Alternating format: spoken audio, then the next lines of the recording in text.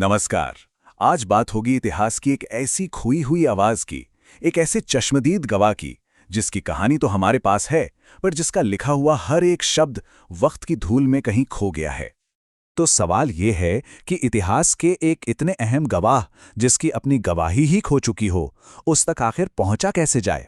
चलिए इस दिलचस्प ऐतिहासिक पहेली की परतों को खोलते हैं। ये कहानी शुरू होती है एक किताब से, एक ऐसी किताब जो आज हमारे पास है ही नहीं।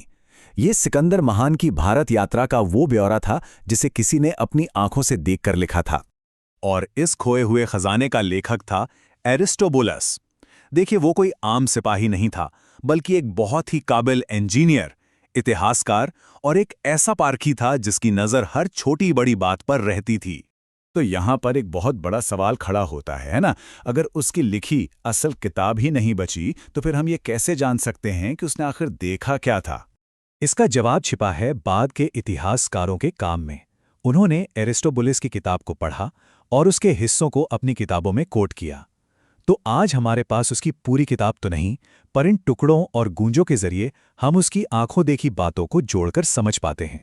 तो चलिए अब जरा और करीब से जानते हैं कि सिकंदर का ये खास चश्मदीद गवाह एरिस्टोबुलस आखिर था कौन। एरिस्टोबुलस ने एक लंबी और बहुत ही दिलचस्प जिंदगी जी, लेकिन उसके काम का सबसे अहम हिस्सा तब शुरू हुआ जब वो 326 ईसा पूर्व में सिकंदर के साथ भारतीय उपमहाद्वीप में दाखिल हुआ।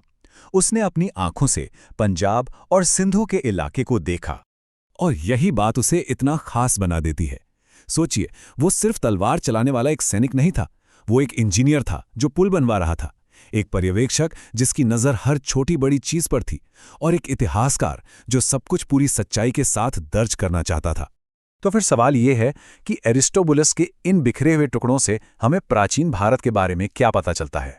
उसके लेखों से हमें उस दौर के भारत की एक बहुत ही अनोखी तस्वीर मिलती है।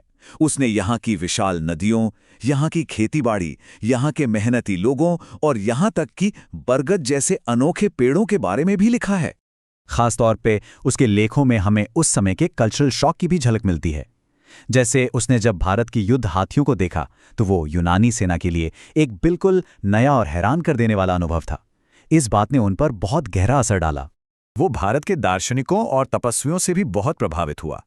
उनके अनुशासन, उनका ज्ञान और उनकी जीवन शैली ने व्यवहारिक सोच वाले यूनानियों को भी अपनी ओर खींच लिया था। लेकिन देखिए, किसी भी ऐतिहासिक सोर्स की तरह, खासकर वो जो हमें टुकड़ों में मिला हो, ये सवाल पूछना लाजमी है कि हम इस पर आखिर कितना भरोसा कर सकते हैं।